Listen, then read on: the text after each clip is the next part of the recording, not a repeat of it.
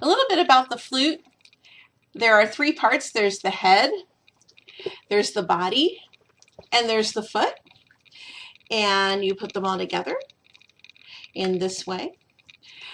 One thing that you should know about the flute is it takes 70-mile-an-hour air. It takes the most air out of any instrument because we lose so much air because we are blowing either across the hole or into the hole. We're forming our own embouchure.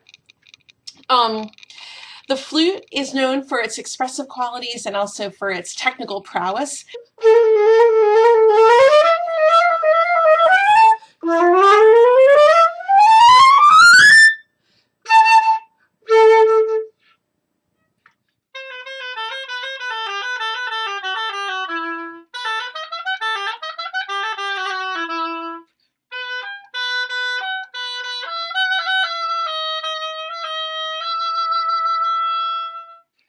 The oboe is a double reed instrument.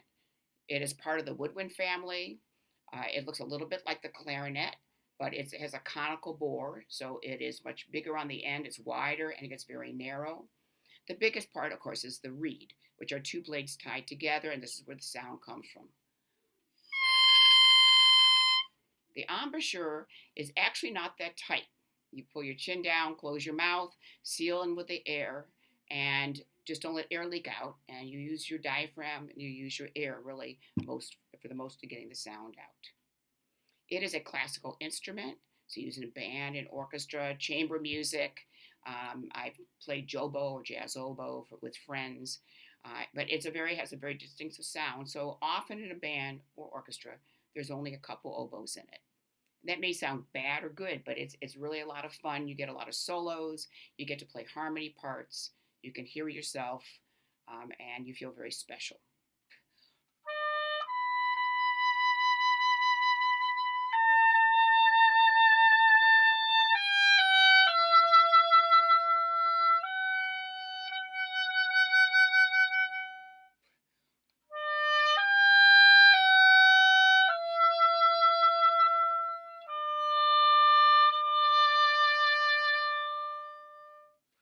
I chose to play the bassoon because I liked the way it sounded and I liked the way it looked.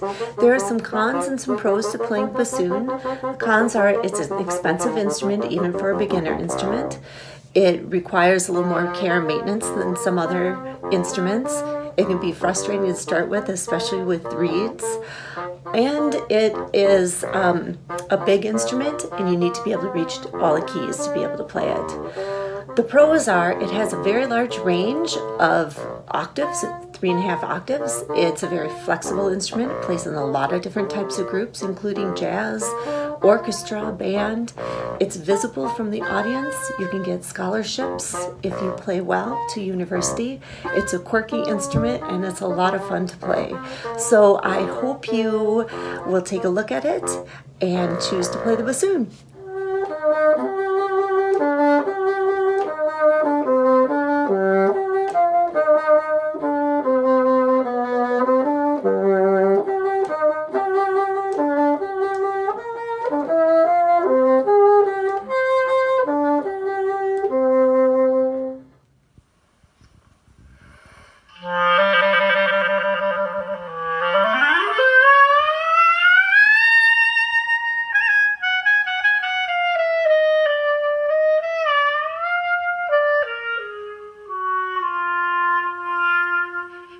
It's considered a woodwind instrument because, of course, it's made out of wood, and we play with a reed that provides the sound.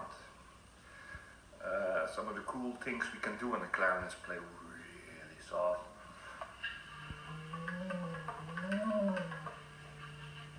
really low, so you can tell we can play really high as well.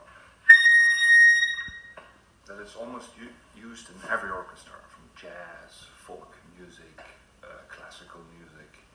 Not as much in pop music, but sometimes it's used in that as well.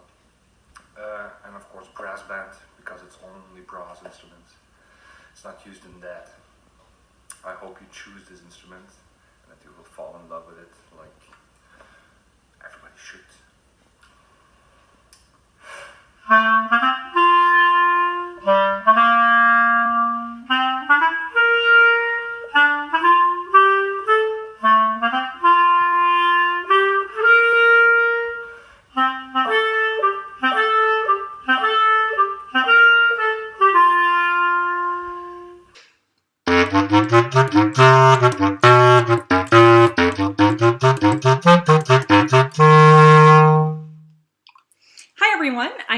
tell you about the bass clarinet. This is my all-time favorite one. As you can see, it kind of looks similar to a clarinet. We have a lot of the same kind of keys that we learn how to press in different combinations to make the sound. We also have a reed. This is what vibrates really quickly in order to make the sound of the instrument. Now I know many of you are familiar with the clarinet, so I took out my clarinet so you can compare and contrast a little bit what the size is of a bass clarinet. So it's like a really long extension of this instrument. But as you can see, I am sitting down while I am playing, and this holds some of the weight of the instrument. But if I wanted to, I could also use a neck strap or a longer rod, so I could play while standing up or even when I'm marching. Just like the clarinet, the bass clarinet is used in many different orchestras, bands, smaller ensembles, or as a solo instrument as well. And it's actually being used more and more often in today's music.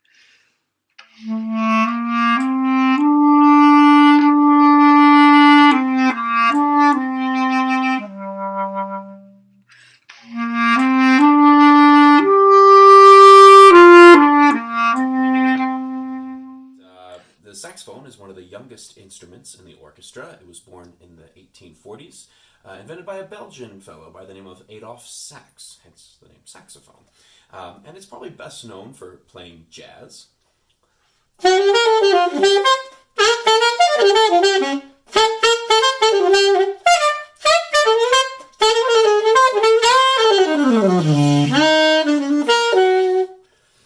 can also play classical music and sound very sweet.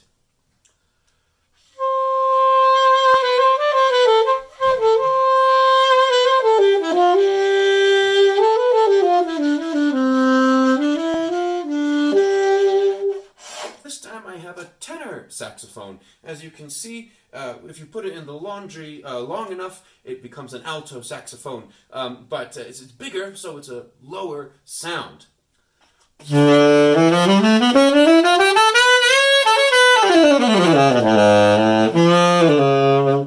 it's also known for playing jazz, but it also can play some like rock and roll. And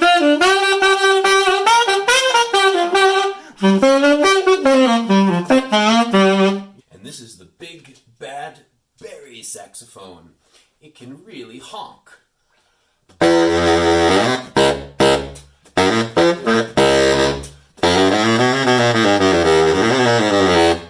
Also be quite soft and innocent too.